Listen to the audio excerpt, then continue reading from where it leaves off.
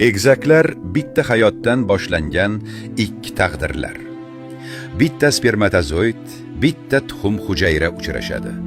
Ular birlashadi va zigota paydo bo'ladi. U bo'linadi. 2, 4, 8 shu tarzda davom etadi. Har bir hujayra bir xil. Bir xil DNK, bir xil kod. Aslida hammasi bitta inson bo'lishi kerak edi. Lekin ular ajraladi. Bitta hayot endi ikkita bo'ladi. Mana shunday o'xshash egizaklar paydo bo'ladi. Chunki ular bitta tuxumdan kelib chiqqan. Ammo agar boshidan ikkita tuxum urug'lansa, hammasi boshqacha bo'ladi. Ikkita alohida hayot, ikkita turli DNK. Bu o'xshash emas egizaklar.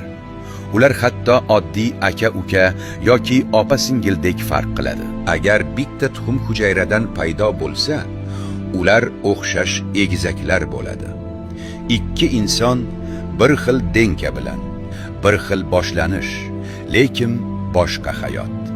Chunki egizaklar bir marta yaratiladi va keyin ikkiga aylanadi.